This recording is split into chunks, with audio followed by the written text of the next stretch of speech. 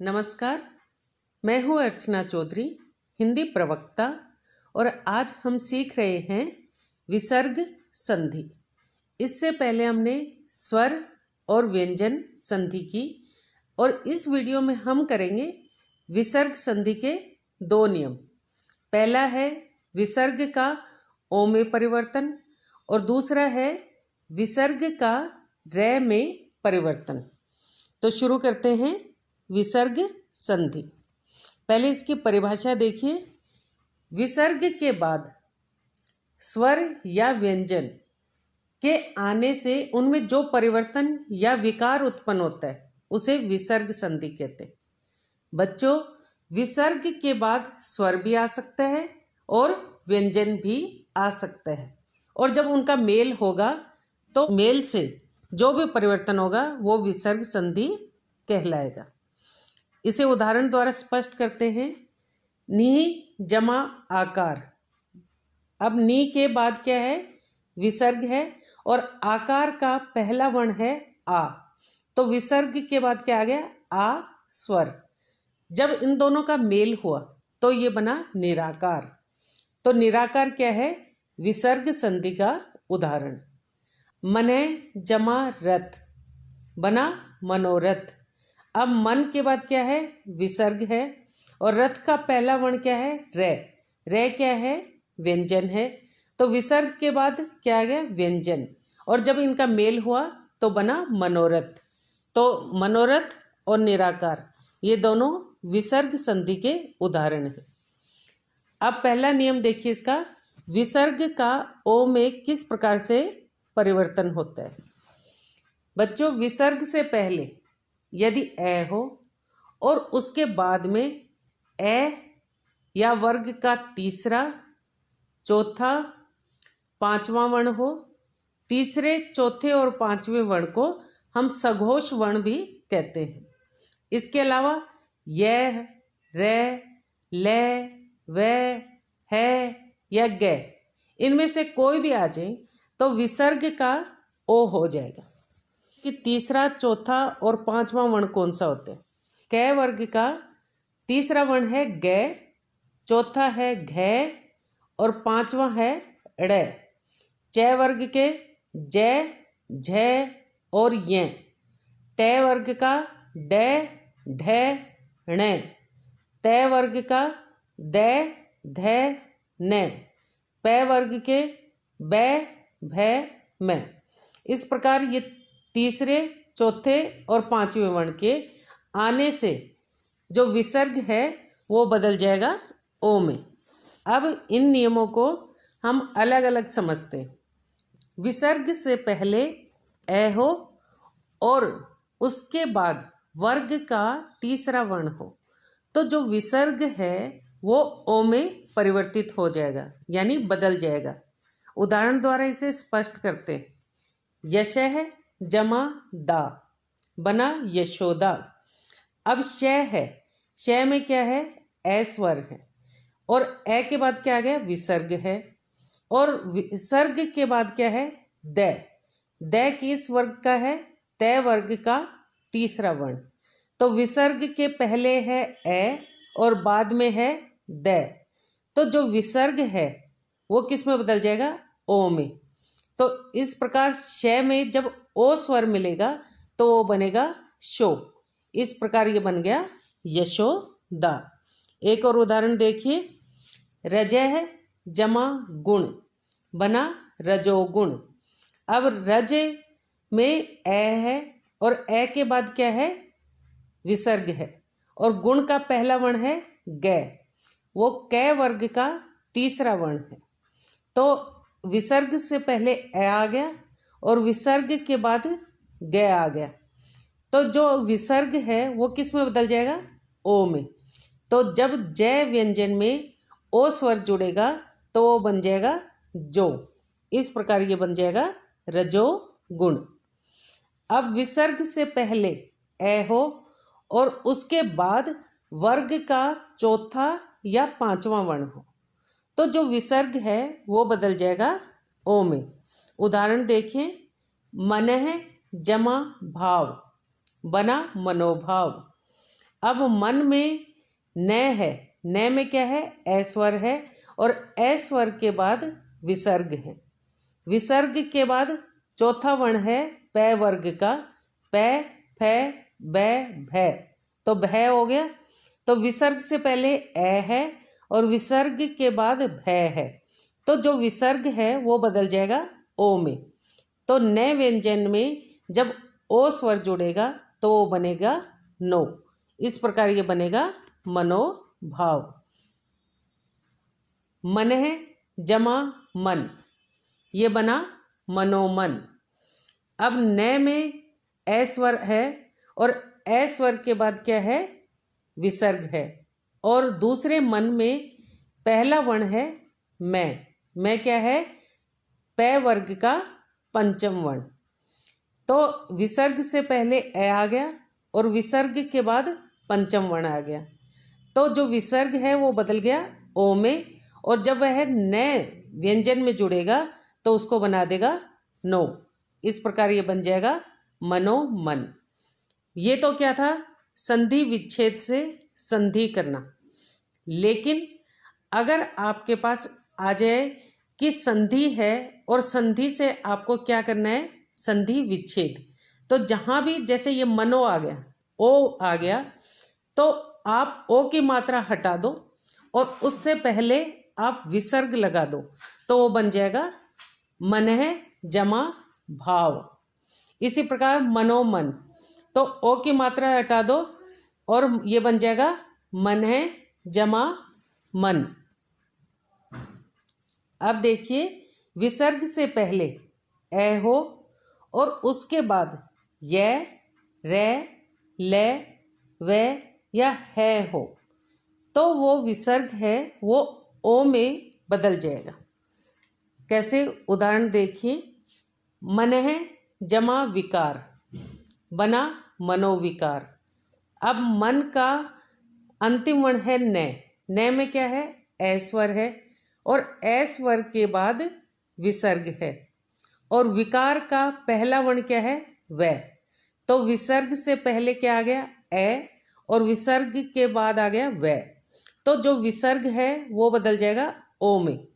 तो न व्यंजन में जब ओ स्वर जुड़ेगा तो वो बन जाएगा नो।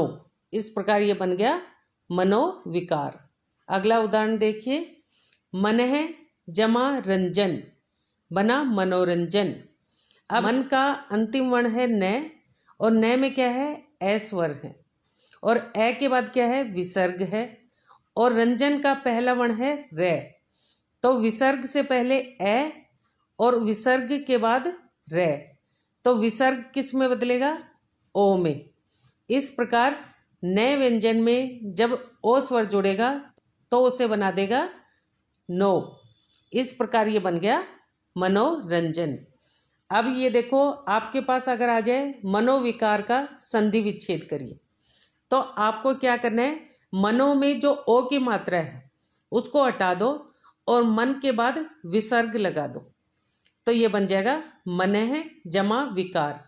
इसी प्रकार अगर मनोरंजन आए तो मनो में ओ की मात्रा हटा दो और न के बाद क्या आ जाएगा, विसर्ग। इस प्रकार ये बन जाएगा मन है जमा रंजन। अब देखिए, विसर्ग से पहले ए हो और उसके बाद ए या गे आ जाए, तो विसर्ग किस में बदल जाएगा, ओ में। जैसे मन है जमा अनुकूल, बना मनोनुकूल। मन का अंतिम वर्ण है न, और न में क्या है, ए स्वर है, और ए स्वर के बाद विसर्ग है, और अनुकूल का प्रथम वर्ण है ए। विसर्ग से पहले और विसर्ग के बाद दोनों तरफ क्या है, ए, तो विसर्ग का तो क्या बन जाएगा, ओ, और ए जो है उसका लोप हो जाएगा। ये आपको ध्यान रखना है कि विसर्ग के बाद अगर ए आता है तो उस ए का लोप हो जाता है जब आप उसका संधि करते हो। तो इस प्रकार न व्यंजन में जब ओ जुड़ेगा तो वो बन जाएगा नो, और ए का लोप हो जाएगा और ये बन जाएगा मनोनुकूल। अधय जमा गति, बना अधोगति। अधय में अंतिम वर्ण है ध, ध में ए स्वर है और ए स्वर के बाद क्या है विसर्ग, और गति का पहला वर्ण है ग। तो विसर्ग से पहले ए है और विसर्ग के बाद क्या है ग, तो विसर्ग का क्या बन जाएगा ओ। इस प्रकार ध व्यंजन में जब ओ जुड़ेगा तो वो बनेगा धो और ये बन जाएगा अधोगति। विसर्ग का रे में परिवर्तन।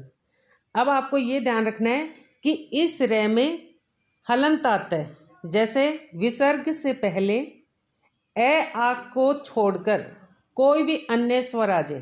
पहले नियम में क्या था, ए हो विसर्ग से पहले, लेकिन इसमें क्या है ए और आ नहीं होने चाहिए। कहाँ, विसर्ग से पहले, और उसके बाद में तीसरा चौथा या पांचवा वर्ण हो, या य रे ले वे हो, या कोई भी स्वर हो, तो विसर्ग का रे में परिवर्तन हो जाता है। तो अब देखिए, विसर्ग से पहले ए आ को छोड़कर अन्य कोई स्वर हो और उसके बाद कोई स्वर हो, तो वो किस प्रकार से रे में बदलता है ये देखिए। निहि जमा उत्तर बना निरुत्तर। अब नी के बाद क्या है विसर्ग है, और विसर्ग से पहले क्या है न में लघु ई की मात्रा है, और उत्तर में क्या है ऊ है। कौन सा, ह्रस्व। जो विसर्ग है वो किस में बदल जाएगा, रे में।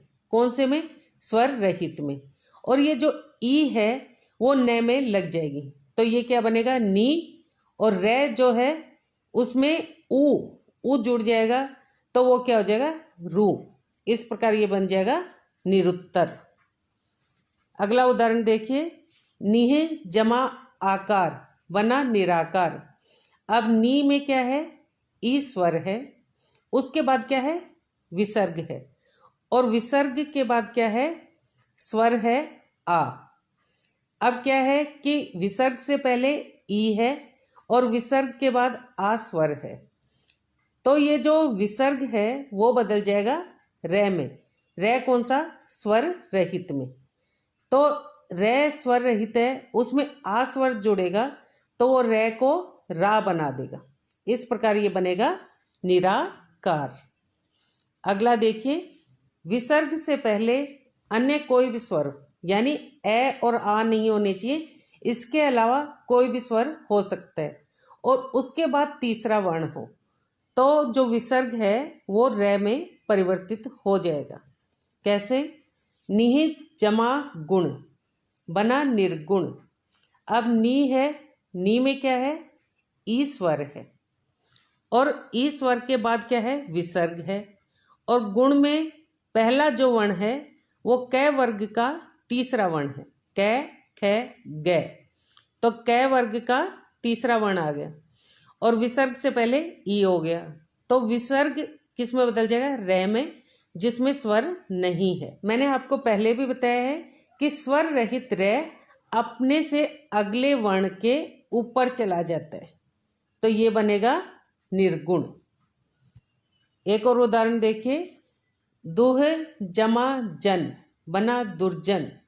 द में क्या है ऊ स्वर है, और ऊ स्वर के बाद क्या है विसर्ग है, और जन जय वर्ग का तीसरा वर्ण है जय, तो विसर्ग से पहले क्या है ए और आ के अलावा अन्य स्वर यानी ऊ स्वर है, और उसके बाद क्या है तीसरा वर्ण है, तो जो विसर्ग है वो बदलेगा रे में, और जो ऊ है वो द में लग जाएगा, तो वो बन जाएगा दू, और रे क्योंकि स्वर रहित है तो वो अपने से अगले वर्ण में यानी जय के ऊपर चला जाएगा। इस प्रकार ये बनेगा दुर्जन। अब देखिए, विसर्ग से पहले अन्य स्वर हो और उसके बाद चौथा या पांचवा वर्ण हो, तो विसर्ग रे में परिवर्तित हो जाता है। कैसे, निहित जमा भय बना निर्भय। अब नी में क्या है ई स्वर, और उसके बाद क्या है विसर्ग है, और भय में पहला वर्ण है भय। भय पै वर्ग का चौथा वर्ण है, पै फै बै भय, तो इस प्रकार से भय आ गया। विसर्ग किस में परिवर्तित हो जाएगा? रे में। और ई न पर लग जाएगी तो वो क्या बन जाएगा? लघु नी। और रे है वो स्वर रहित है तो वो क्या होगा? अपने से अगले वर्ण यानी भय के ऊपर चला जाएगा। इस प्रकार ये बनेगा निर्भय। अगला उदाहरण देखिए, बही जमा मुख बना बहिर्मुख। अब बही में है में लघु ई की मात्रा है और उसके बाद है विसर्ग और मुख का पहला वर्ण है मैं। तो विसर्ग से पहले है ई स्वर और विसर्ग के बाद है मैं वर्ण। मैं कौन सा? पै वर्ग का पंचम वर्ण। तो विसर्ग बदल जाएगा रे में। तो रे अपने से अगले वर्ण यानी मुंह के ऊपर चला जाएगा क्योंकि रे में स्वर नहीं है। तो इस प्रकार ये बनेगा बहिर्मुख। ये तो था संधि विच्छेद से संधि करना, लेकिन से निर्भय आ गया और आपसे पूछा गया कि इसका संधि विच्छेद करिए। तो आपको क्या करना है? रे हटा देना है और रे से पहले जो भी वर्ण होगा उसके बाद विसर्ग लगा देना। तो इसमें क्या लग जाएगा? निहि जमा भय। इसी प्रकार से बहिर्मुख। बहिर्मुख देखो, रे हटा दो ऊपर से और रे से पहले कौन सा वर्ण है? ही के बाद क्या है? विसर्ग लगा दो। तो ये बन जाएगा बही जमा मुख। अब देखिए, विसर्ग से पहले अन्य स्वर हो और उसके बाद य रे ले वे कोई भी वर्ण हो तो विसर्ग रे में परिवर्तित हो जाएगा। जैसे निहि जमा यात बना निर्यात। न में ई की मात्रा है और उसके बाद क्या है? विसर्ग और उसके बाद है य। तो विसर्ग किस में बदलेगा? रे में। अब रे क्या है? स्वर रहित है तो स्वर रहित रे अपने से अगले वर्ण यानी या के ऊपर चला जाएगा और ये बन जाएगा निर्यात। एक और उदाहरण देखिए, निहि जमा वाह बना निर्वाह। अब नी में ई स्वर है, उसके बाद है विसर्ग और वाह का पहला वर्ण है वै। तो विसर्ग किस में बदलेगा? रे में। और रे क्योंकि स्वर रहित है तो वो वा के ऊपर चला जाएगा। इस प्रकार ये बनेगा निर्वाह। उम्मीद है आपको ये वीडियो पसंद आया होगा। पिछले वीडियो के लिंक आपको इस वीडियो के डिस्क्रिप्शन बॉक्स में मिल जाएंगे, वहाँ से आप देख सकते हैं। अगले वीडियो में हम विसर्ग संधि के अन्य नियम करेंगे, तो वो जरूर देखें ताकि आपको विसर्ग संधि अच्छे से समझ में आ जाए। अगर आपको ये वीडियो पसंद आया हो तो इसे लाइक करें, शेयर करें और अभी तक अगर आपने सब्सक्राइब नहीं किया है तो नीचे लिखे सब्सक्राइब बटन को दबाकर इसे सब्सक्राइब करें। धन्यवाद।